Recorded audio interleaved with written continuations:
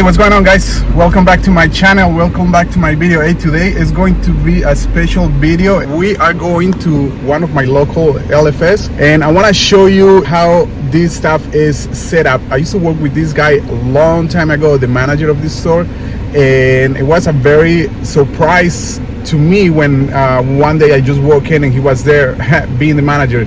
I want to show you guys the detail that he has in his fish store. I really like it, and that's why I want to show to everybody how this stuff is set up. We are here at one of my local LFS, and so far is one of my favorite LFS, not just because my friend works here, but the way he treats the staff is very amazing, and I really want to share that with everybody.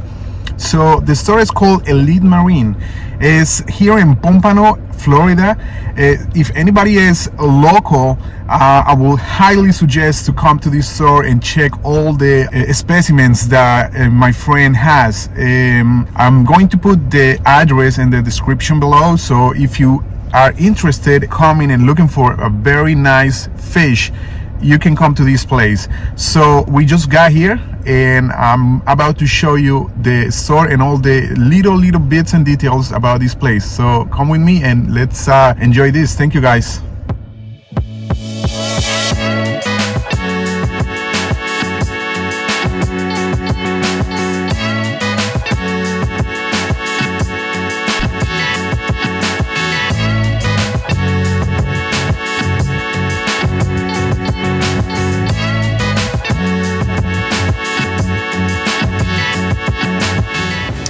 Alright, guys, so I'm here with my friend Alan, the manager of Elite Marine. Yo, what's up, bro? What's going on? Appreciate it. Thank you for having me, and your store is sweet. Thank you. So let's talk about something very unusual that you have in this store, and is the quarantine system. So walk me around and tell everybody what you do here. Go ahead. Okay, so we're one of the only stores, if not the only. We quarantine our fish. We receive them. We do not put them out on the floor. I don't sell them out of the bag. You know, I'm trying to sell healthy fish to people. So we bring them in. We treat with hyposalinity. You know, I bring them all the way down to 1.010. I treat with a variety of medications. Right now I'm doing chloroquine phosphate, which is a pretty popular drug of choice at the moment. It's not as harsh as copper, and it kills velvet, ick, cryptocarian, urinema, so it's a pretty good medication. So yeah, I treat them for a few weeks. When they're good, I raise the salinity, and they're ready for sale. A lot of people, they'll put a deposit down on the fish just to kind of secure them. So yeah, really big on quarantine now. There's a lot of pathogens. Esteban, you know, you're familiar. Yeah. All right. And yeah. All right. So a couple of questions is like, so this is the first store that I see, like actually see that does quarantining, like actual quarantining. And so you're telling me you don't charge extra for this, or is how you do this stuff? I mean, Our fish prices I try to be pretty competitive with the prices. I go to a lot of the stores locally and see how much people are charging for things. I try to be reasonable. But if I charge a little more for a fish, know that you're gonna have a healthy fish. It's been here for about a month, eating, thriving, and I think that's worth every penny. You know, especially with fish prices these days. Yeah. You know, I would never go to a store and just spend a couple $100 on a fish and that's not been quarantined. Right. It's not been doing well. But yeah, and I have plenty of customers. They only shop here. I've got a guy that goes from all the way from Miami, an hour drive, spends a few grand on fish, and he says that makes me happy. You know. Yeah. So it's worth doing. All right. All right, guys, so are you ready? Alan is showing me the quarantine system that he has. He already explained a couple of details, and as you can see, it's a bunch of fish that he has in here. So what are the most crazy diseases that you have seen so far, my man? Oh, I have seen some pretty disgusting bacterial infections. Okay. I've had a lot of gobies come in. They get, and the mouth, the jaw rots away. Some pretty nasty stuff. I've seen some weird saltwater funguses. Okay. On tangs, crazy stuff. And what's the most common one? The most common one, velvet or ick. Okay. That's the big one that everyone seems to get. And that's pretty easy to kind of tackle. All right. We got a few medicated foods, that are safe for the reef tank, as long as the corals don't eat it. Pretty much any disease we can treat. All right. The owner is a marine biologist. He could scrape. We have an electron microscope. So anytime I see disease, we scrape, we look under the microscope, we identify, and you'd be surprised. Sometimes we see in some customers' tanks, we see velvet and Brooklynella, that double whammy, and that stuff kills, and it kills quick. All right. But yeah, we're big on identifying disease, fish health, feeding fish. I feed the store 2 times a day minimum, if I can, 3-4 times. The show tank, I feed 6-8 times a day. In the wild, man, fish, all they do is eat. Right. Herbivores, all they do is pick at stuff. Antheus need to eat.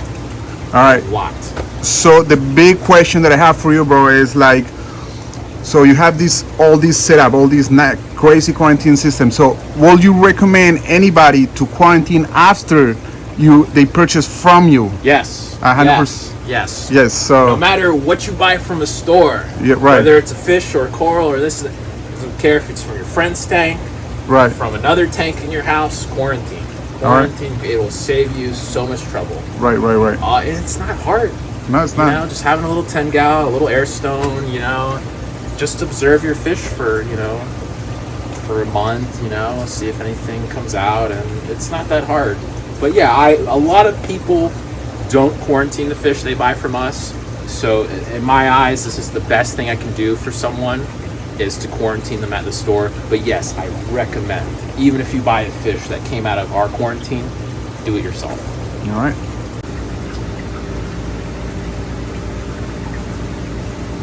Yeah, I got the tiniest purple tanks in the world. Yeah, you see. What is that? That's a Christmas wrasse. Christmas wrasse?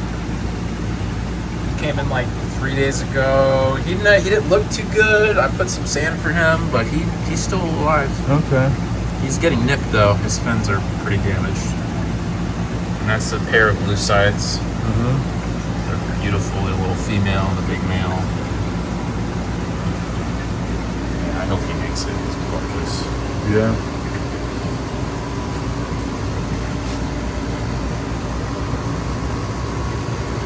Scott's fairy wrasse.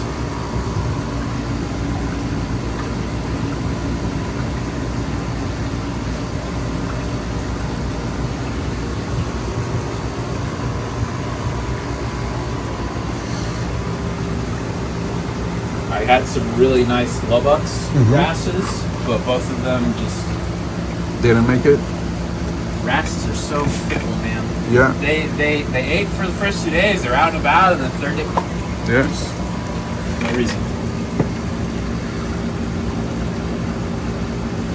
Oh, that queen. That guy has personality. I mean, if I put he comes to like my game, it's crazy.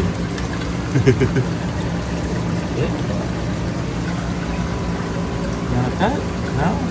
But he can hand feed him if I get a little piece of meat. Like a dog. Yeah. He's great. Oh man. And then you got these guys over here. And this guy is gorgeous. That wrasse. The Solerensis, the pintail.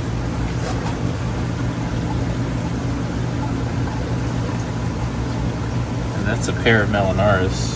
That's a big male. Yeah. Little female. Yeah.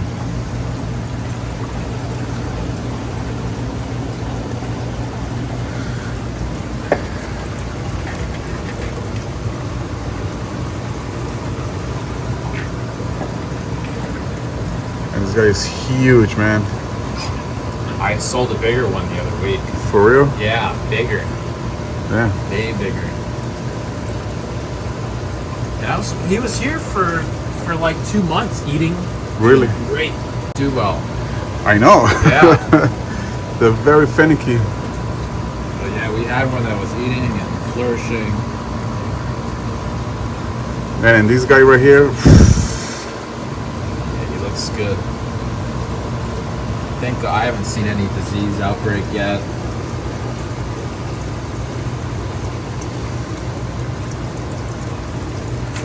Cool. And these are the really bad ones. The bad ones. I've got some gobies down in the gobies. Really tiny. It's too tiny. I hate when they do that. Yeah.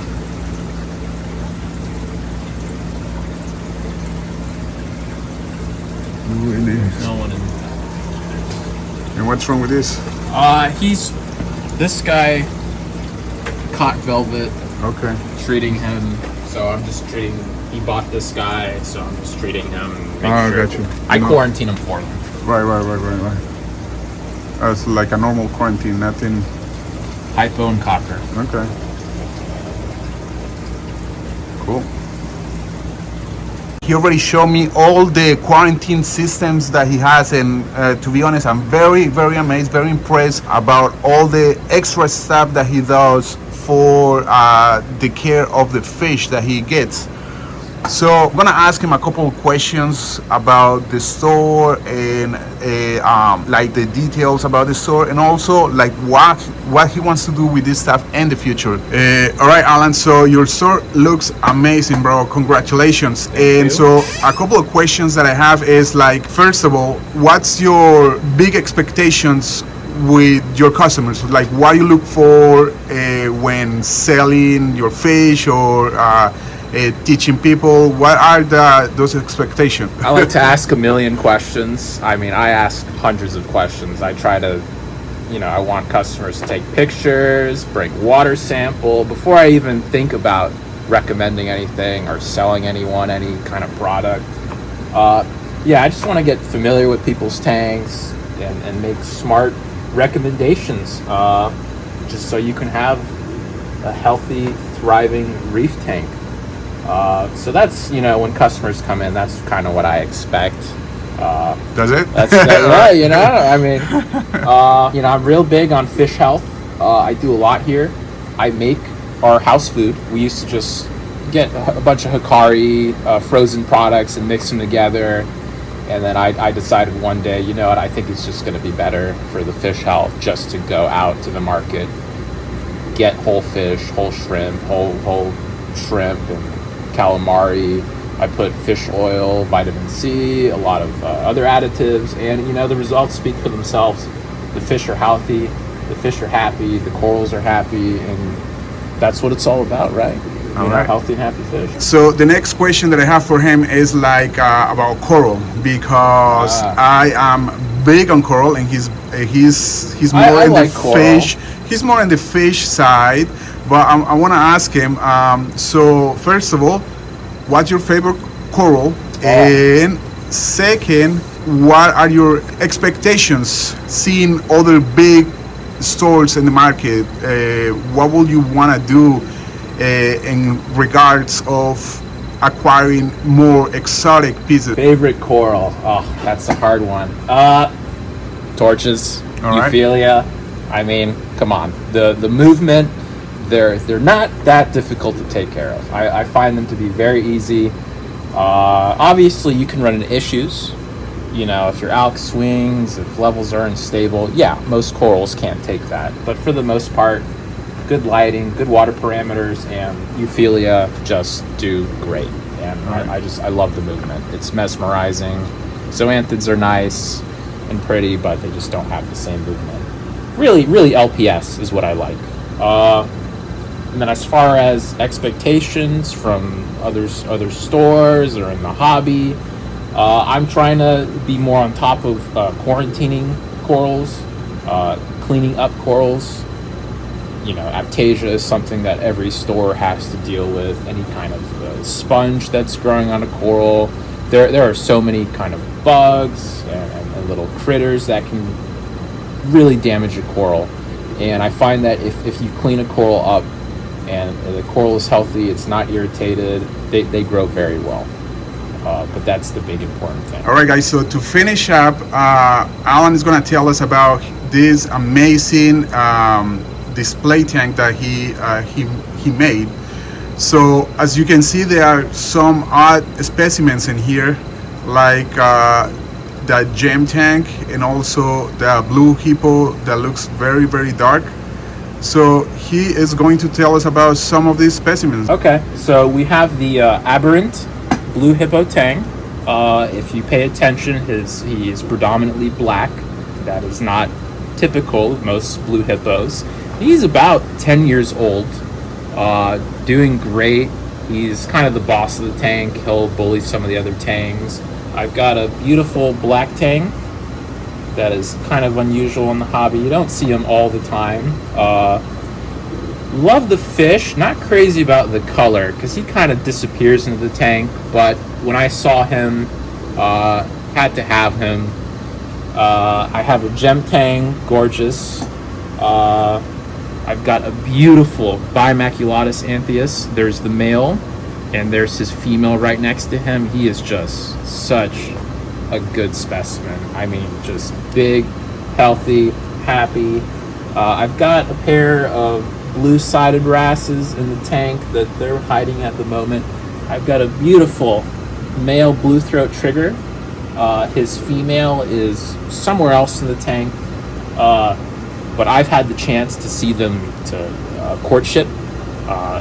They dance around each other. They go completely vertical, and they just swim around each other. I regretfully did not take a video, but man, it was such a treat to see. Other than that, nice flame angel. I've got plenty of shrimp in the tanks. Beautiful pair of skunks. Yellow tang. That's a Hawaiian one, actually, not a tank raised one. Very nice sized royal grama. Very old. And that's about it for all the unusual fish in here. All right, so this is our tub, one of our displays. Really love this tub. Probably my favorite thing in the store. I've got the mangroves growing out. I've got obviously the huge red carpet anemone. 8 years old. Was much smaller when we got it.